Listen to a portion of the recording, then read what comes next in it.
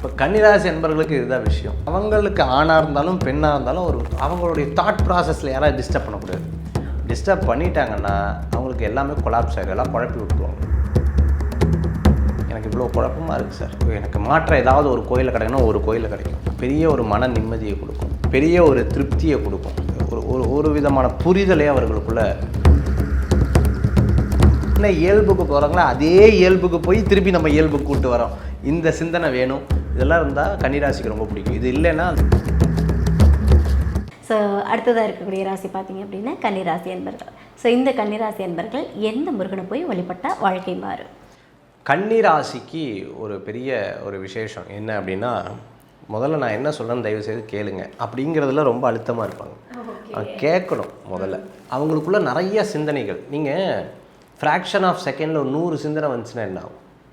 ஒரு கடவுள்கிட்ட போய் ஒரு நபர் கேட்டாராம், சார் பெண்கள்லாம் ரொம்ப சந்தோஷமாக இருக்காங்க, அவங்க பாட்டுக்கு ஜாலியாக இருந்துட்டுருக்காங்க, நான் மட்டும் எவ்வளோ கஷ்டப்பட்டுருக்கேன், தயவு செய்து எனக்கு ஒரு வரத்தை கொடுத்துருங்க, என்னென்னா எனக்குள்ளே அந்த பெண் மனசை கொடுத்துருங்க உள்ள.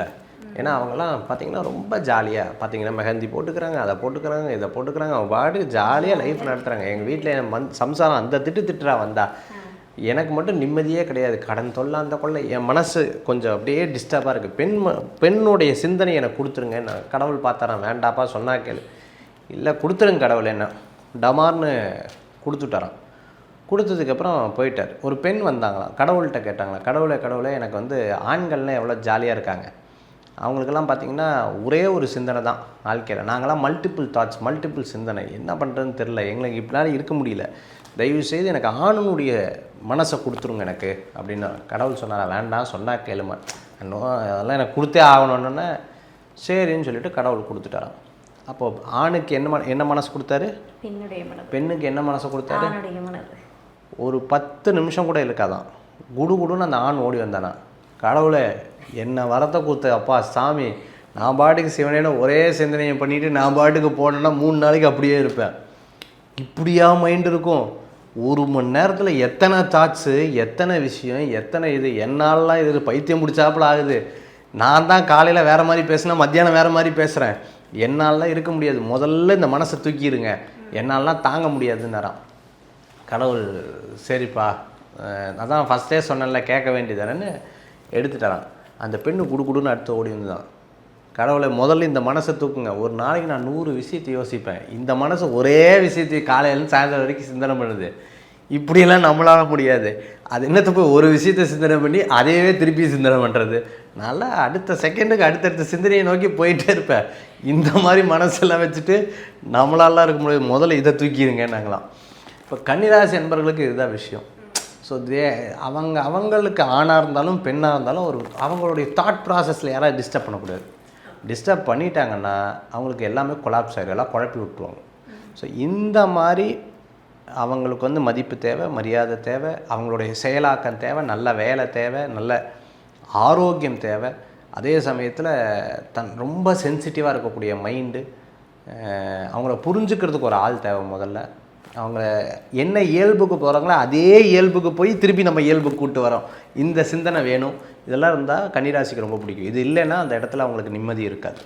ஸோ இந்த மாதிரி இருக்கிறவங்களுக்கு எனக்கு இவ்வளோ குழப்பமாக இருக்குது சார், எனக்கு மாற்ற ஏதாவது ஒரு கோயிலில் கிடைக்கணும், ஒரு கோயிலில் கிடைக்கும், இந்த கோயில் அவங்க லைஃப்பில் ஒரு பெரிய மாற்றத்தை கொடுக்கும், பெரிய ஒரு மன நிம்மதியை கொடுக்கும், பெரிய ஒரு திருப்தியை கொடுக்கும், பெரிய ஒரு மன சந்தோஷத்தை கொடுக்கும், மனதில் ஒரு பெரிய சின்ன ஒரு விதமான புரிதலே அவர்களுக்குள்ள ஏற்படுத்தி கொடுக்குறதா இருக்கும். என்ன கோயில் நீங்கள் நினைக்கிறீங்க? கந்தக்கோட்டத்தில் இருக்கக்கூடிய, நம்ம சென்னையில் பாரிஸில் இருக்கக்கூடிய கந்தக்கோட்டை முருகன், வள்ளலார் பெருமான் பாடிப்பார், ஒருமையுடன் நினது திருமலரை நினைக்கின்ற உத்தமர்தம் உறவு வேண்டும், உள்ளொன்று வைத்து புறமொன்று பேசுவார், உறவு களவாமை வேண்டும், பெருமைமிடு நினது புகழ் பேச வேண்டும், பொய்மையே பேசாதிருத்தல் வேண்டும், பெருநெறி பிடித்தொழிதல் வேண்டும், மதமான பேய் பிடியாதிருத்தல் வேண்டும், மருவு பெண்ணாசை மறத்தல் வேண்டும், உனை மறவாதிருத்தல் வேண்டும், மதி வேண்டும், நின் கருணை நிதி வேண்டும், நோயற்ற வாழ்வை நாம் வாழ வேண்டும், தர்மமிகு சென்னையில் கந்த கோட்ட துள்வளர் தலம் ஓங்குக கந்த வேலை சண்முக தூயமணி உன்முக சைவமணி சண்முக தெய்வமணி என்பவர்.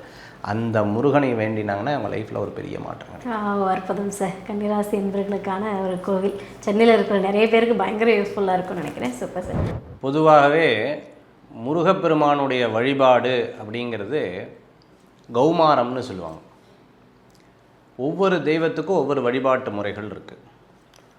விநாயகருக்கு வழிபாடு பண்ணுறது கானாபத்தியம்னு சொல்லுவாங்க. சிவபெருமான வழிபாடு பண்ணுறது சைவம்னு சொல்லுவாங்க. பெருமாளுக்கு வழிபாடு பண்ணுறது வைணவம். அம்பாளை வழிபாடு பண்ணுறது சாக்தம். முருகப்பெருமான வழிபாடு பண்ணுறது கௌமாரம். இந்த கௌமார வழிபாடுங்கிறது சாதாரண வழிபாடு கிடையாது. இன்றைக்கி உலக பக்தர்கள்னு சொல்லுவாங்கள்ல, அதில் விநாயகப் பெருமானை வழிபடுபவர்கள் நிறையா இருப்பாங்க. அதே மாதிரி உலக பக்தர்கள்னு சொன்னால் யாரெல்லாம் தமிழராக இருக்கோ அத்தனை பேரும் பார்த்திங்கன்னா முருகனை வழிபடுவாங்க. ஏன்னா தமிழ் கடவுளாக முருகப்பெருமான். இன்றைக்கி ஹிமாலயாஸில் பார்த்திங்கன்னா கார்த்திகேயன் திருக்கோயில் இருக்குது. எல்லா ஊர்கள்லேயும் முருக பக்தர்கள் அதிகம். தைப்பூசம் பார்த்திங்கன்னா மலேசியாவில் பத்திகேஃபில் பார்த்திங்கன்னா முதுகில் அழகு குத்திண்டு அவ்வளோ சிறப்பாக வழிபாடு பண்ணுறாங்க.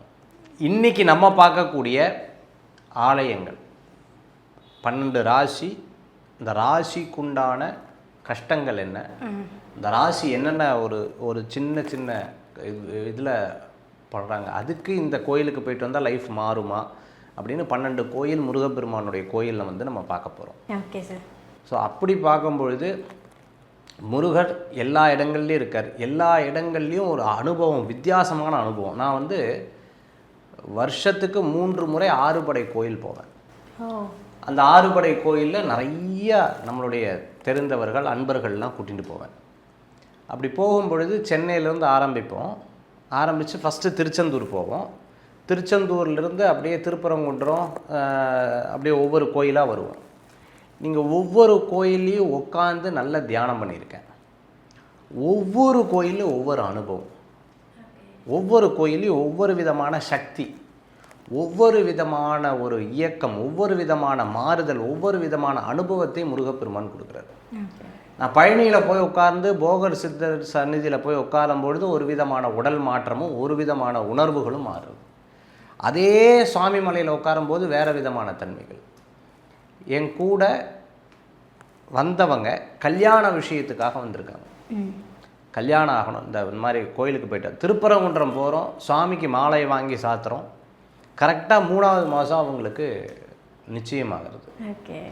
அதே சமயத்தில் திருச்செந்தூருக்கு போகிறோம், தீராத பிரச்சனைமா, அவங்க வேலையில் சாதாரண பிரச்சனை இல்லை, கொடுமையான பிரச்சனை.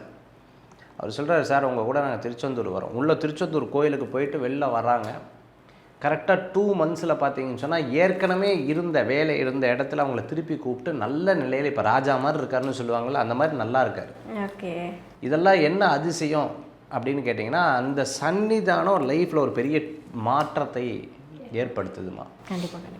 கிருபானந்த வாரியார் வந்து ரொம்ப அழகாக சொல்லுவார், வயலூர் முருகப்பெருமானை சொல்லாத இடமே கிடையாது. அவருக்கு அத்தனை முருகர் கோயிலும் அத்துப்படி. ஆனால் வயலூர் எம்பெருமானை எல்லா இடங்கள்லையும் போய் சொல்லுவார். அந்த எம்பெருமானை கூடவே கூட்டிகிட்டு போவார். அந்த மாதிரி ஒவ்வொரு மனிதன் வாழ்க்கையிலையும் ஒரு பெரிய மாற்றத்தை தந்தவர் முருகப்பெருமான். கண்டிப்பாக.